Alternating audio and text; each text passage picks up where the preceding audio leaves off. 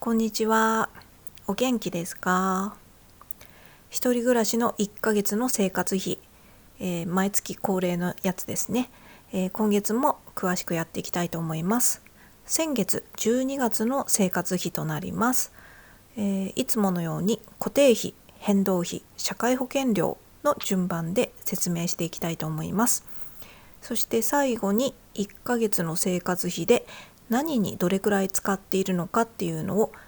パーセントで円グラフとして出してますので、よろしければ参考にしてみてください。では、12月の生活費いってみますね。まずは固定費から。家賃42,284円、これは毎月同じなんですけれども、ちなみにですね、一人暮らしで地方に住んでまして 1K のアパートに住んでます。広さがね 25.6 平米、それにプラスして、ロフトがついてまして、ロフトが 7.5 畳なんで、結構広めのロフトがついてるっていう感じですね。なのでね、結構スペース的には一人暮らしとしては、ちょうどいいくらいかなっていうふうに思います。ロフトがあるおかげでね、いろんなものをねロフトに全部置いとくことができるのでね、収納スペースで困ってるっていうのがないっていうのがね、すごいいいポイントかなっていうふうに思います。はい、では続いて、電気代ですね。3278円ですね。普通ぐらいかなっていう感じですね、年間通して。でちなみにですね、先月11月の、電気代ですねが2753円だったので、まあ525円くらいか、ちゃうな、525円ですね。525円安くなってる感じになってますね。安くなってない高くなってますね。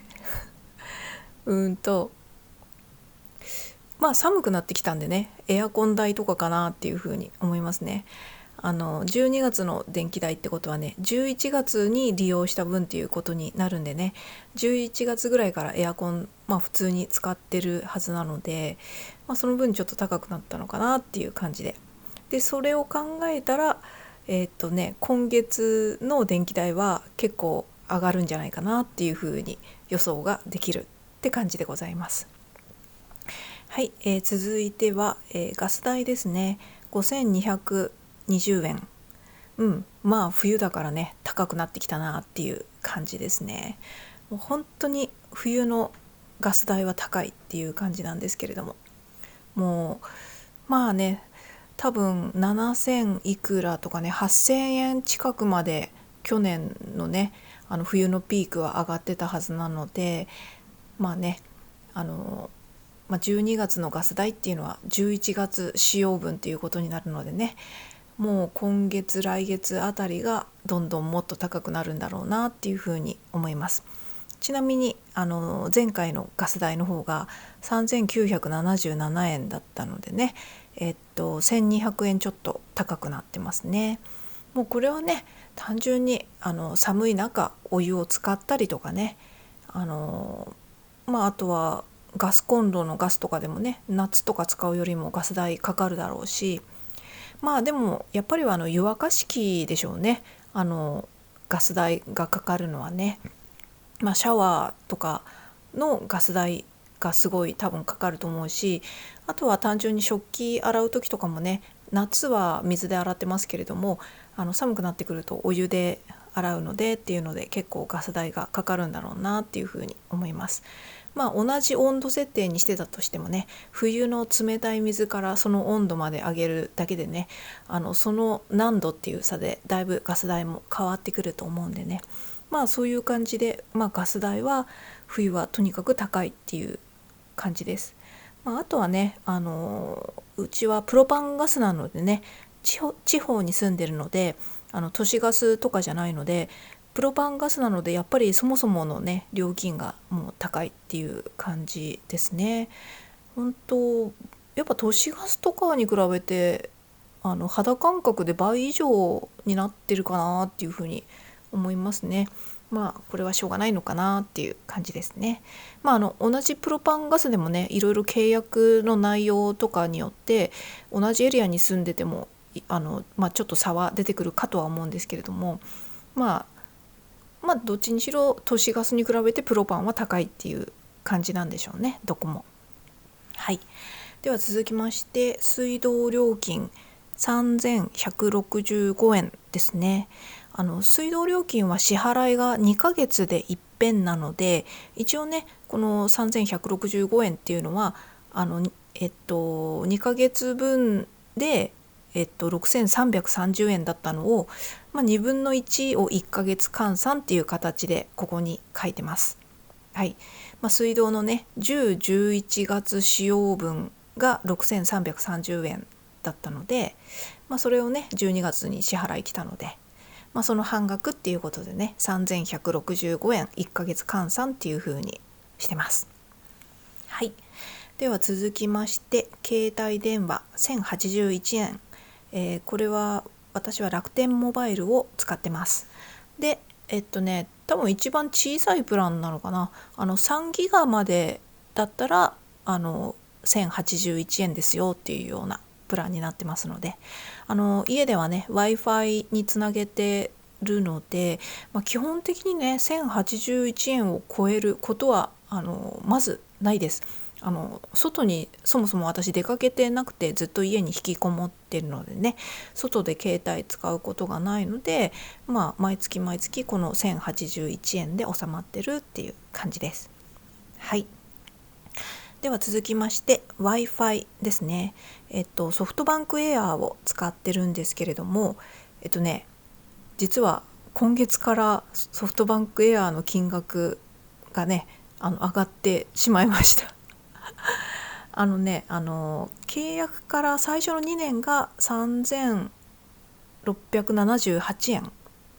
だったので、それが先月まで3678円だったんですね。で今月のこの引き落としの金額見たら5368円になってたので、もう2年経ってしまったんだなっていう風に感じました。そうだからね1600円1700円くらい先月に比べて高くなっちゃって、ちょっとね乗り換えとかね、ちゃんとこういうところでちゃんと管理しなきゃなんでしょうけど、めんどくさくて放置しちゃったんですけども、あとねいろいろコメントとかで聞いてたのは、ソフトバンクエアだったら、コールセンターとかにねその乗り換えとかそういう感じで連絡をすると、金額を上げずにそのまま継続してくれますよとかね、そういうご連絡をコメントで教えていただいたりとかしてたんですけど、ちょっとねめんどくさくってそういうのできないままこうなってしまいましたっていう感じですねでもねちょっとねなんかしなきゃなとは思ってますはい、そんな感じで以上固定費でした。固定費の合計は6万飛び396円。そんな感じで、固定費はね毎月そんなに大きい変化はないっていうかね、変化があるのは、水道光熱費の変化っていう感じなんですけどね、今回はねWi-Fi の料金が高くなっちゃったので、結構大きいですよね、1700円とかね。後でそのうち考えましょうっていう感じで、はい、以上でございます。では続いて変動費ですね。まずは食材費から18,815円ですね。これは自炊をする上で買う食材っていうことになります。なので外食した金額とかそういうのは全然入れてないですね。自炊をするためのお料理のための食材費ですね。お米とか野菜とかお肉とかね、そういうやつです。はい。ちなみにお菓子代、その1行下にありますけれども、お菓子代とかもねそういうのも入れてなくって、だから本当に自炊のための食材っていう感じです。私個人的には目安として2万円前後ぐらいかなっていうふうに考えてるんで、普通だなっていう感じですまあ最近ね食料品もすごく価格が高騰しているのでね、そういう意味でもちょっと上がってきてる感はあるんですけれども、夏ぐらいにね1万5,000円前後ぐらいだったんですよね、食材費が。それはね単純に夏って暑いから料理する気が起きなくて、結果的に食材費の金額が落ちてただけだと思うんですけれども、冬になってきてねガスを使うのをねガスコンロを使うのがそんなに苦でもなくなってきたので、自然に食材費が上がったのかなっていう感じでございますね。はい、ということで食材費は普通っていう感じでした。では続いてお菓子代2,596円。まあまあ買っちゃったなっていう感じですね。いつも3,000円以内なら OK かなっていうふうに思ってたんですけれども、結構ね去年の3月くらいからちょっとねお菓子食べ過ぎなのを少し制限しようとしてお菓子買うのを控えてたので、なんだそんなにここ数ヶ月はねお菓子代高くなかったんですけれども、結構高くなっちゃった感じですね。そうそう、ちょっとねお金の問題っていうよりね、ちょっとお菓子食いすぎたことがちょっと良くない要因かなと思ったんですけども、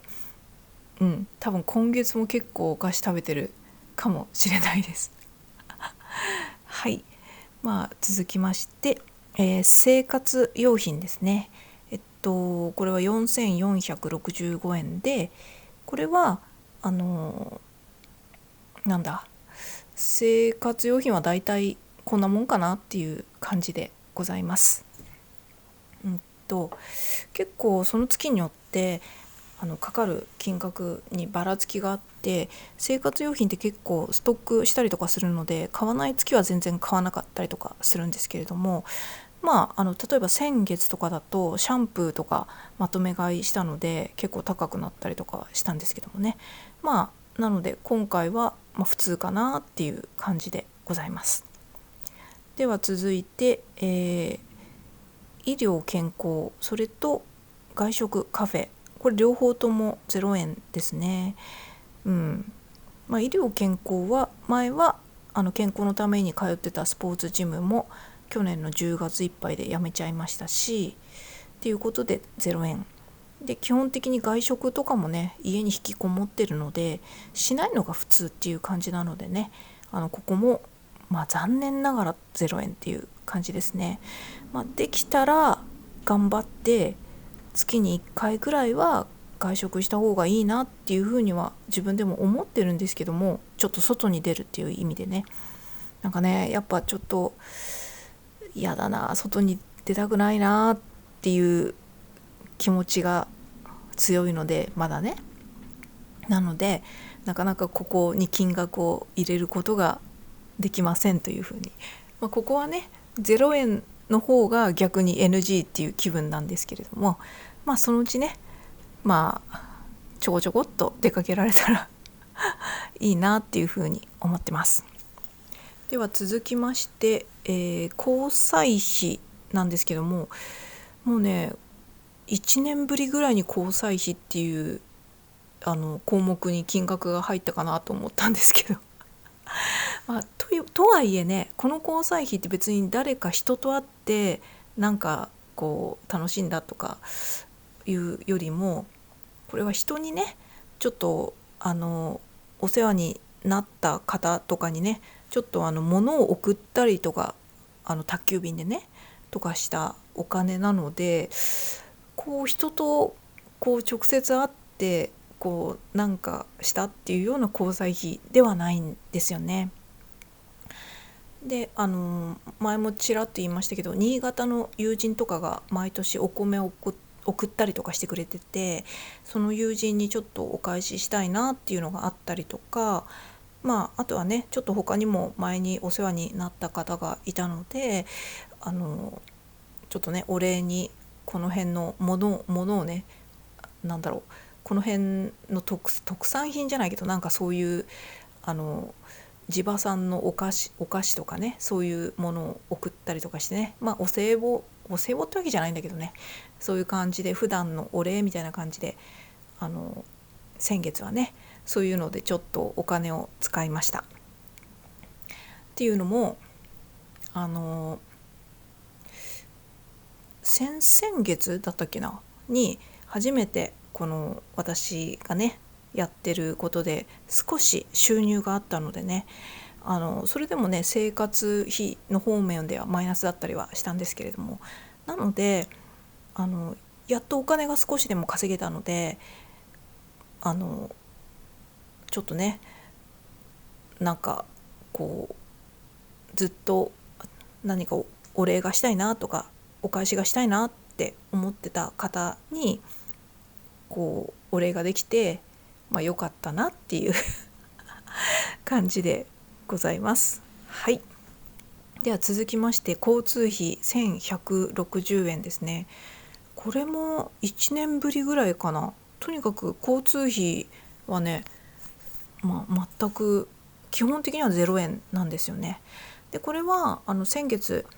久々にね遠方に住んでる友人がねちなみにお米送ってくれてる友人なんですけどもが私が住んでるエリアの近くにね出張とかで来る予定があったので、その時にねちょっと時間を作ってくれてっていうことで会いに行ったんですね。でうちからねちょっと電車で少し何十分か乗るようなとこだったので、これはその電車賃ですね、会いに行った時の。なのでこの交通費電車賃っていうことでございます。はい。では続きまして趣味教養ですね。これもね普段は0円とかだったんですけども、結構先月とかはね結構疲れ切っちゃったりとか、ちょっと私の心が死にそうになってた部分があったので少し休まなきゃと思ってね、ちょっと気分転換しなきゃと思って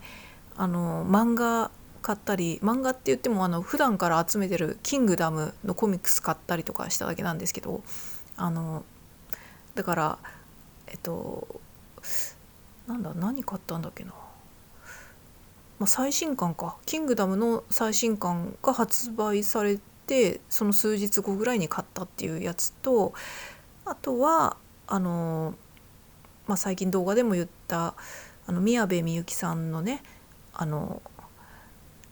小説、これもシリーズものなんでねいつも買ってるやつなんですけども、三島屋編長百物語のシリーズのやつでまだ持ってなかったやつをちょっと買ってとかね、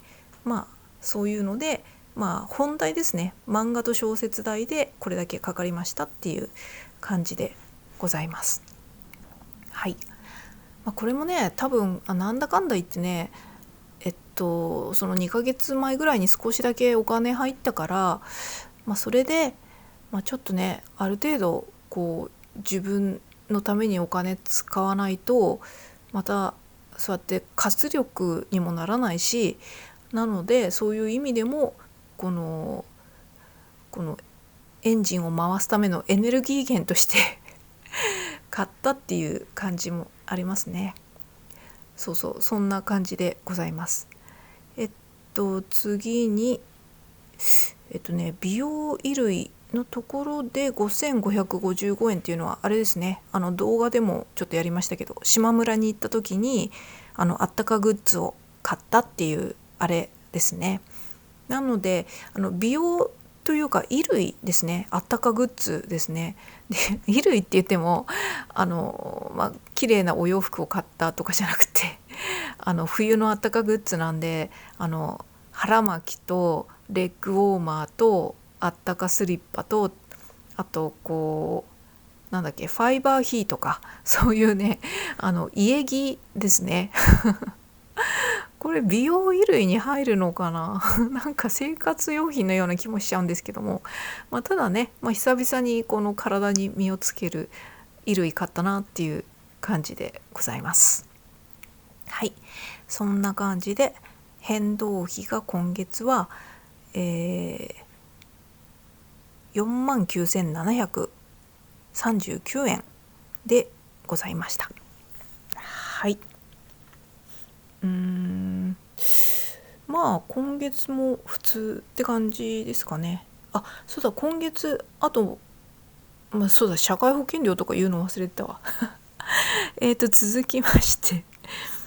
社会保険料なんですけれども、はい、国民年金は0円、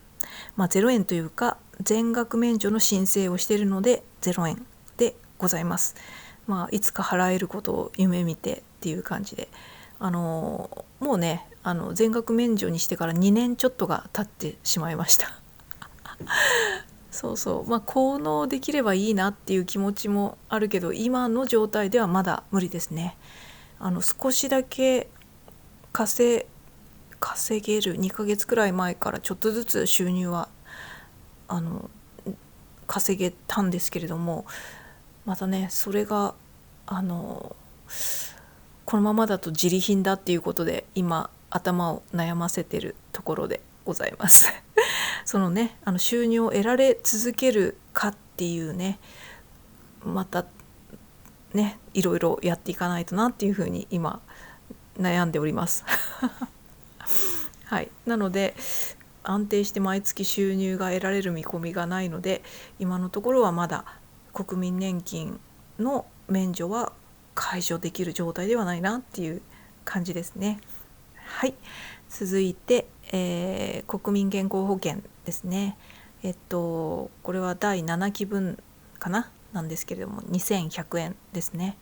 めっちゃ安いのは私が前年度の収入が全然なかったからっていう感じでございますね。ほんのちょっとしかなかったからっていうね、ほんと全然なかったからっていう、そういうことでこの金額でございます。はい、で最後に今回はですねちょっと特別出費があったんですけれども、これねクレジットカードの明細チェックしててはっと気づいたんですけども、なんだこの金額はと思って考えたら、ウイルスソフトですね。自動更新されてて、この金額が引き落としされてました。すっかり忘れてました。本当はね去年からねもうこのウイルスソフトをやめようかなってちょっと思ってたんですよね。私 Windows 使ってるので、その Windows の既存のっていうのかな、そのソフトっていうか、そのそういうのが入ってるはずなので、ちょっといらねえなっていうふうに思ってたんですけども、逆にこれをつけてることでなんて言うんだろう、この良くないかなっていう気さえしてたので、ちょっとやめようかなって去年思って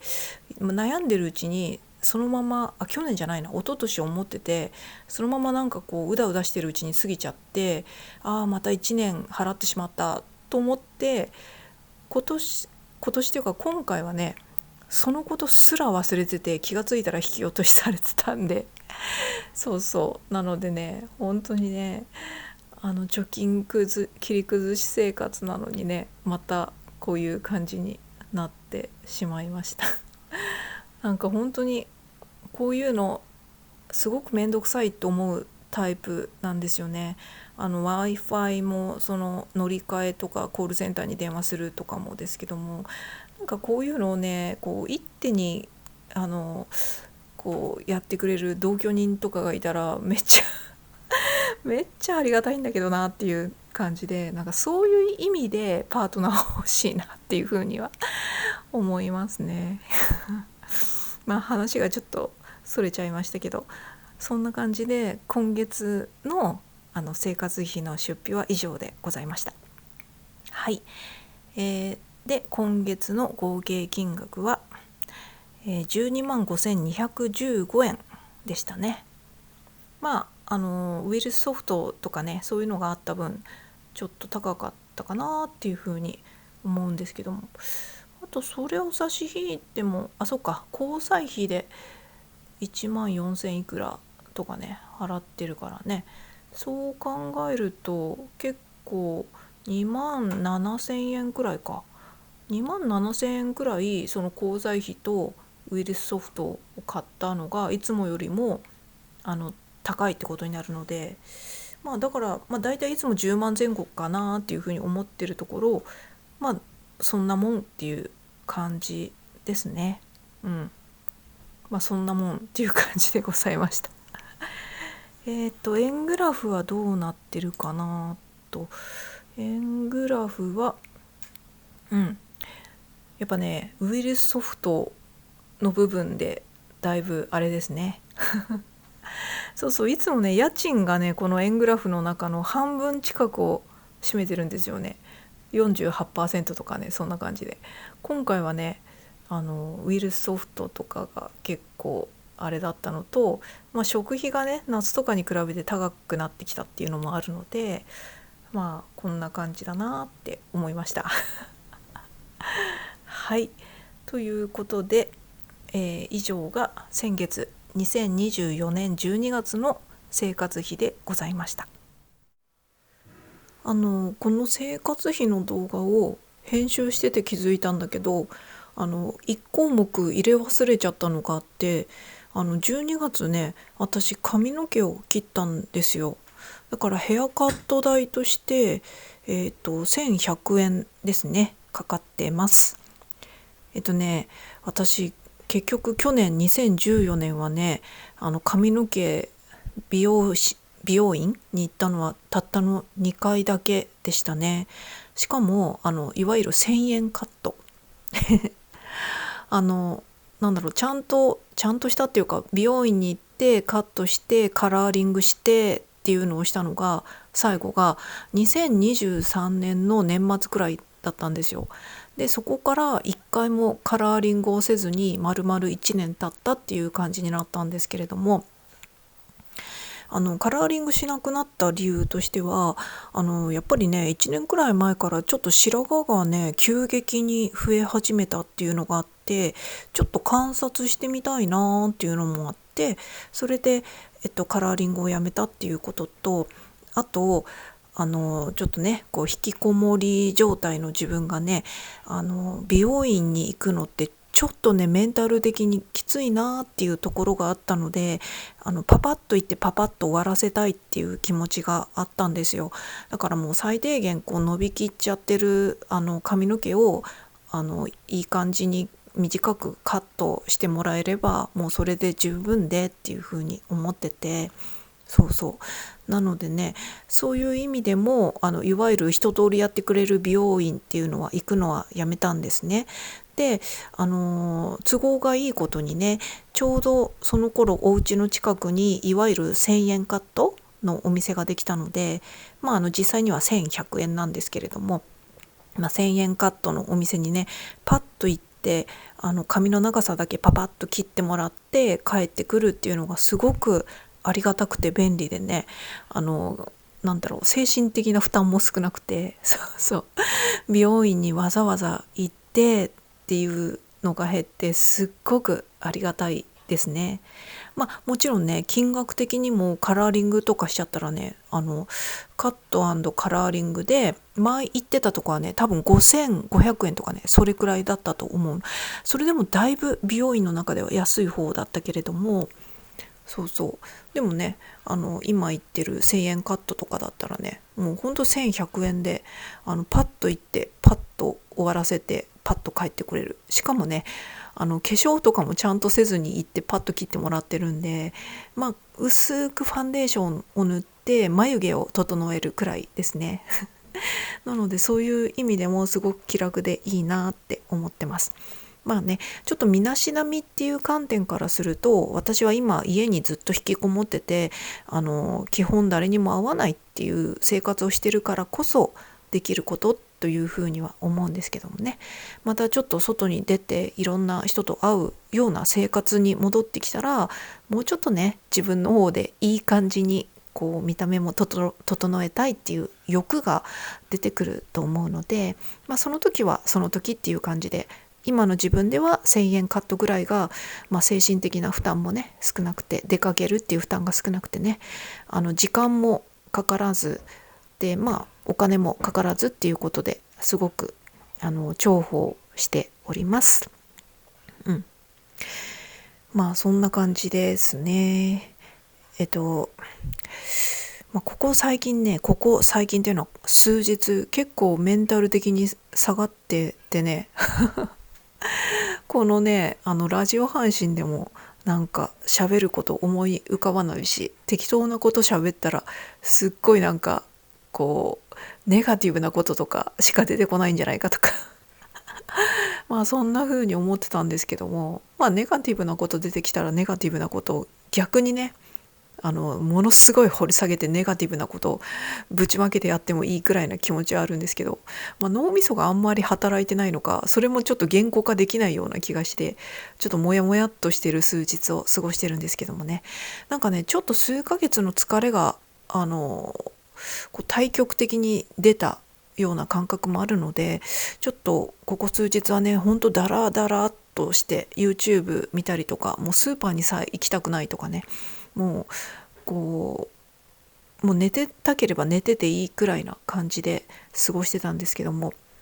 まあいろいろ自分に課してるタスクとかもね、今やっても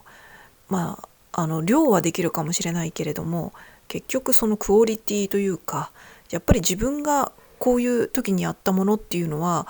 パッと見は同じでもきっと何かしらどっかしら何かが乗ると思うんですよね。だからやっぱりそういう意味でもこう今はちょっと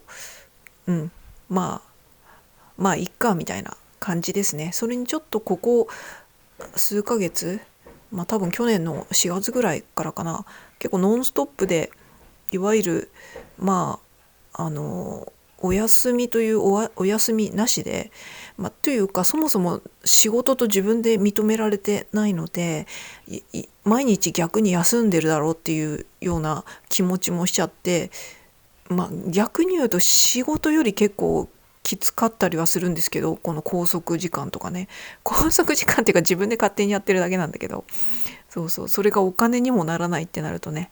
結構メンタル的にきつい部分はあるんですけれども、それでもね、無心でというかそういうことも何も考えずに、とりあえず今できることをやろうみたいな感じで無心でやってきたので、さすがにそれもね、ちょっとこのフィジカル的な疲れっていうのもあったんだろうなっていうのは思いますね。首がガッチガチになったりとか、この肩関節とかが鎖骨と肩の間の関節かなとかがずっと変な感じになっててとかね、そういうのもずっと放置してる状態なので、視力も急激にまた最近落ちちゃったので、またちょっと視力回復させなきゃなとは思ってるんですけど、そんな感じでちょっと一旦お休み期間になってもいいんじゃないかなっていうふうに思ってますね。もともとこのメンタルが100% 回復した状態ってわけでもないので、ここで自分のね取り扱いを間違えると、また逆に長いスパンで考えたらね、効率悪い、一回また症状を悪くしちゃうっていう可能性もあるので、今はねもう本当に落ち込みたいんだったら落ち込んどけくらいな感じで、何もできなくても逆にそれがよしくらいなね、ちゃんとその何もできないっていうのをしっかりとちょっとやっちゃわないで、しっかりと何もやらないっていうのをしとくのが大事かなっていうふうに思ってますね。そういうとね、なんやかんやで1日 1,2 時間はそれでもやってるので、何もしない方がいいのかなそんな感じですね。これが今自分がやっていることがこの先うまくいくのかいかないのかっていうのは本当にわからないし、私のね貯金が本当にゼロになってしまっちゃったらゲームオーバーっていう風に自分ではずっと思ってたんですけど、ゲームオーバーっていうのは私の人生という部分のゲームがオーバーするっていうことなので、その時にね、例えば自分が誰かに助けを求めるとか、もしくは生活保護とかね、そういう仕組みにきちんと助けを求められるかとかね、そういうのも結局は元気がなければ、最低限の元気がなければできないことなので、本当にゲームオーバーにそしたらなるなとは思ってるんですけど、だからそうならないようにちょっとずつ頑張ってるということですね。でその頑張るっていうのも、その頑張り方、頑張るの意味を間違えるとね、結局自分のエネルギーを消費してエネルギーをエンプティーに近づけてしまうっていう行為になってしまうと、その頑張りはただの暴走列車というか、全く意味のなさないというか、ちゃんと目的とか勝算があっての暴走ではないっていうことになるので、それは逆に怠惰かなというふうに自分でも思ってるので、こういう時にしっかりと何もせず、しっかり落ち込んで、しっかりダメになるっていうのは私が勝手に思ってるのは戦略的怠惰っていう感じになります。私みたいにね、このメンタルがちょっとおかしくなってというか、おかしいっていうとちょっと語弊があるんですけども、生きるエネルギーが E に近づいた人間がどうにかそこからどうにか戻ろうとしているっていう状態なので、かなりやってることのレベルは低いんですけれども、全体的なレベルは低いんですけれども、ただ別にね、そのレベルの高い低いって何を基準に考えるかっていうと、結局周りと比較してのことなので、それはおかしいなというか、私は私のレベルで頑張ってるし、私は私のレベルでやろうとしていることをやってるっていうことなので、外は関係ないなっていうのはね、また思ったりとかするんですけどもね。そんな中でもなんていうのかな、とりあえずこの1年後うまくいってるかいってないか分かんないんで、本当ただ今できることをするっていう感じではあるんですけれども、もしうまくいっててもうまくいってなかったとしてもね、今日からその1年後っていう365日同じこの容量だけというか、ちょっと容量って言い方しましたけど、容量だけボリュームがあるので同じようなこと言ってますね。その時間をね、コーヒーが美味しいなと感じれたとか、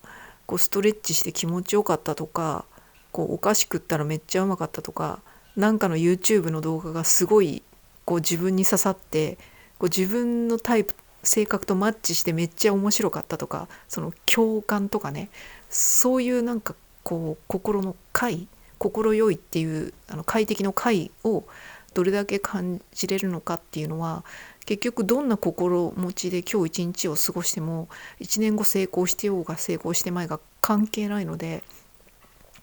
だったらとりあえず今しっかり落ち込みたくてダメになりたいんだったら心地よくダメになってたいなっていう気はしますね。だからこういう時ね、ネガティブなコンテンツとか